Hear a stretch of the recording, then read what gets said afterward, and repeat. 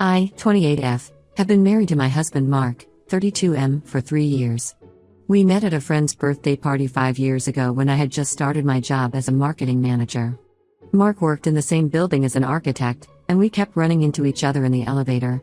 After a few casual conversations, we started dating and things got serious pretty quickly. Mark's family, especially his mom Sandra, 57F, seemed really nice at first. Sandra had raised Mark and his sister Amy, 29F, alone after her husband died in a car accident when Mark was just 12. She never remarried and devoted her life to her kids. Amy works as a nurse at the local hospital and still lives with Sandra. I noticed early on that Amy was very possessive of her brother and always tried to include herself in our plans, but I didn't think much of it then. Before we got married, Sandra was very involved in our wedding planning. She had opinions about everything from the venue to my dress, but I tried to be understanding since Mark was her only son. Amy was less enthusiastic and made several comments about how we were rushing into marriage. She kept bringing up Mark's ex-girlfriends at family dinners, especially his high school girlfriend Jenny, but Mark always shut down those conversations. Last month, Sandra invited us over for Sunday dinner, which was pretty normal since we usually went there twice a month. She made her special pot roast and everything seemed fine at first. After dinner, while we were having coffee in the living room, Sandra started talking about her diamond ring. It was her engagement ring that her husband had given her, and she always said it was her most precious possession. She had shown it to me before, but this time she went into detail about how Mark's dad had saved for months to buy it. Later that evening, Sandra went upstairs to her room to get some old photo albums she wanted to show us. Suddenly, we heard her screaming. We all rushed upstairs to find her frantically going through her jewelry box. She turned to me with this wild look in her eyes and said her ring was missing. She claimed she had put it back in the box after showing it to me earlier, and now it was gone. Before I could even process what was happening, she started accusing me of stealing it. She said I was the only one who had shown so much interest in the ring's history and must have taken it when she wasn't looking. I was completely shocked and tried to defend myself, but then Amy jumped in. She claimed she had seen me lingering around the stairs near Sandra's room earlier, which was absolutely false. I had spent the entire evening in the living room except for one bathroom break. What hurt the most was Mark's reaction. Instead of defending me, he just stood there looking confused between his mother and me. Sandra was getting more hysterical by the minute and demanded I empty my purse and pockets right there. I felt so humiliated but did it anyway to prove my innocence. They found nothing, but Sandra insisted I must have hidden it somewhere in the house or slipped it to someone else. The situation got even worse when Sandra threatened to call the police if I didn't confess and return the ring. I was in tears at this point, and that's when Mark finally spoke up, but not to defend me. Instead, he suggested that maybe I should just apologize to calm his mother down, even if I hadn't taken it. I couldn't believe what I was hearing. My own husband was asking me to apologize for something I hadn't done. I left their house that night feeling completely betrayed. Mark followed me home in his car while I drove mine. At home, instead of supporting me, he said I should have handled the situation better and not gotten so defensive because it made me look guilty. He kept saying his mom was just upset about losing something precious and I should try to understand her reaction. I told him I wasn't going to apologize for something I didn't do, and if he couldn't stand up for me against false accusations, maybe we needed to rethink our entire relationship. The next few days were absolute hell. Sandra apparently spent no time trying to find her ring but plenty of time spreading the story to their entire family. My phone was flooded with messages from Mark's relatives calling me a thief and saying they always knew I wasn't good enough for the family. Mark's cousins whom I'd only met at our wedding were messaging me demanding I confess. Mark started sleeping in the guest room, saying I was being unreasonable by not just apologizing to make peace. His sister Amy, who has a big social media following because of her fitness videos, started posting vague messages about how some people show their true colors eventually and you can never trust outsiders in a family. Everyone knew who she was talking about. I haven't spoken to Sandra or Amy since that day. Mark keeps trying to convince me to apologize, saying family peace is more important than pride. But I absolutely refuse to admit to something I didn't do just to make his family happy. My own parents and sister think I should stand my ground because apologizing would just make me look guilty and they'd never let me live it down. The whole situation has created a huge rift in our marriage. Mark and I barely talk anymore, and when we do, it always ends in an argument about the ring. He keeps saying I'm choosing my pride over his family's happiness. I've even suggested we look for the ring together, but Sandra refuses to let me back in her house, saying she doesn't want me to steal anything else. I feel like I'm losing my marriage over something I didn't even do. Mark seems more concerned about keeping his mom happy than standing by his wife. I'm starting to wonder if this is what the rest of my life will be like, always being considered an outsider in his family, never being trusted, and having my husband choose them over me every time. Update 1: These past few weeks have been absolute torture. Mark moved back to Sandra's house after our latest fight, which was probably our worst one yet. It all started when Sandra messaged Mark saying she had concrete proof that I stole her ring. According to her, she suddenly remembered she had installed security cameras in her house last year after a break-in attempt in their neighborhood. She claimed she finally checked the footage and saw me going into her room that evening. I was completely shocked because I hadn't gone anywhere near her room except when we all rushed up after hearing her scream about the missing ring. When Mark came home that evening, he looked really upset and wouldn't even make eye contact. He said his mom had shown him footage of someone with my height and build entering her room during the time we were all supposedly in the living room. I demanded to see this footage myself. It seemed very convenient that this evidence suddenly appeared 3 weeks after the incident. But Sandra refused to show it to me directly. She only showed it to Mark, and when he asked for a copy to show me, she claimed she had already deleted it because looking at it was too painful and triggered her anxiety about the theft. This made absolutely no sense to me. What kind of person deletes evidence that could help them recover a precious stolen item? When I pointed this out to Mark, he got defensive and accused me of calling his mother a liar. That's when things really exploded between us. The argument got heated quickly. I asked him why he was so quick to believe I was capable of stealing from his family. He started bringing up random incidents from the past, like how I had once joked about Sandra's expensive taste in jewelry, twisting it to make it sound like I had always been jealous of her things. When I got upset about him distorting my words, he finally revealed something that left me completely stunned. Sandra had apparently been against our marriage from the start. According to Mark, before our wedding, Sandra had actually tried multiple times to set him up with his high school girlfriend Jenny. She would invite Jenny to family events without telling Mark, hoping they would reconnect.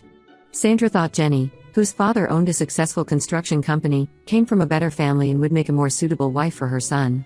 Mark had kept this from me for all these years. He admitted that Sandra had never really accepted me but said he thought she would come around eventually if I just tried harder to fit in with their family. When I thought back to all the times Sandra had made subtle comments about my family's middle-class background or my job in marketing, everything started making sense. The whole ring situation wasn't about the ring at all, it was just another attempt to drive a wedge between us. When I told Mark this theory, he completely lost it. He accused me of being paranoid and said I was just trying to deflect attention from the evidence his mother had shown him. He said I was trying to make myself the victim when his mother was the one who had lost something precious. The fight got so bad that he ended up packing a bag and leaving to stay with Sandra. Before leaving, he gave me an ultimatum: either I apologized to his mother and return the ring, or he would file for separation. I stood my ground and told him he should think very carefully about choosing his mother's obvious lies over our marriage vows. He just shook his head and walked out. Since then, things have gotten even worse. Amy has been posting more stuff online, now openly calling me a gold digger.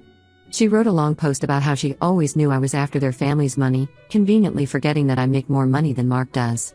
Some of Mark's cousins even contacted my workplace, telling my boss that they shouldn't trust me because I was a thief. Thankfully, my boss has known me for years and didn't take their accusations seriously. My sister Rachel suggested hiring a private investigator to look into the supposed security footage, but I don't see the point since Sandra conveniently deleted it. I'm starting to realize that maybe losing this marriage wouldn't be such a bad thing. If my husband can trust such an obvious lie from his mother over his wife of 3 years, what does that say about our relationship? The hardest part is seeing how quickly everything fell apart. 3 weeks ago, we were talking about starting a family, and now Mark won't even speak to me directly, he just sends short texts asking if I'm ready to apologize. I still can't believe how easily he believed I could do something like this. My friends keep telling me I'm better off without a husband who won't stand up for me, but it's hard to accept that my marriage might end over a ring I never even touched. The worst part is knowing that even if the ring mysteriously shows up tomorrow, the damage to our marriage might be irreparable. How do you come back from your husband believing you're capable of theft? Update 2: A surprising twist happened last week that changed everything. I was having coffee with my friend Lisa, who works as a nurse, when she mentioned something that made me freeze. She had recently visited her grandmother at Golden Oaks Retirement Home and learned that Sandra had been causing problems there. It turned out that Mark's grandmother, Sandra's mother, lived in the same facility. Lisa said she overheard Sandra having a heated argument with the staff about items supposedly missing from her mother's room. She remembered it clearly because Sandra was making a huge scene in the lobby, threatening to sue the facility over their negligence in protecting residents' belongings. This caught my attention immediately. I started investigating and discovered something disturbing. Sandra had filed 3 separate complaints in the past month alone about missing items from her mother's room: an expensive watch, a significant amount of cash, and a pearl necklace that had been in their family for generations. Each time, she had accused different staff members, but investigations found no evidence of theft. The retirement home management had actually issued her a formal warning about making false accusations against their staff.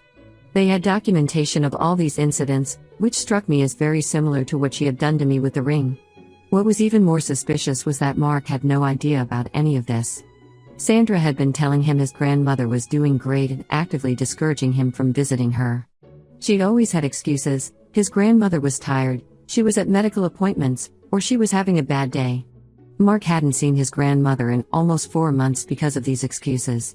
After careful consideration, I decided to anonymously tip off Mark about the situation at Golden Oaks. He finally visited his grandmother and uncovered the truth. Sandra had been systematically taking her mother's jewelry and valuables, claiming she was safe keeping them at home. His grandmother was devastated when she found out, saying she had been missing several family heirlooms but thought she was just becoming forgetful. When Mark confronted Sandra about this pattern of missing items, she finally broke down. She admitted she had been secretly gambling online for over a year and had accumulated massive debts. She had sold most of her mother's jewelry, including her own diamond ring, to cover her losses. The whole theft accusation against me was a desperate attempt to cover her tracks when she thought people might start asking questions about the missing ring. She chose me as her scapegoat because she never wanted Mark to marry me in the first place. She thought accusing me would serve 2 purposes: covering up her theft and breaking up our marriage. Amy knew about the gambling problem all along but helped cover it up because Sandra had been paying off her credit card debt in exchange for her silence. Mark came to our house yesterday, completely destroyed. He couldn't stop apologizing for not believing me. He said he had moved out of Sandra's house and gotten his own apartment because he needed space to process everything. He found out that Amy had even helped Sandra set up online gambling accounts, and had been deleting her browser history to hide it from Mark. I listened to his apologies but told him I needed time to think.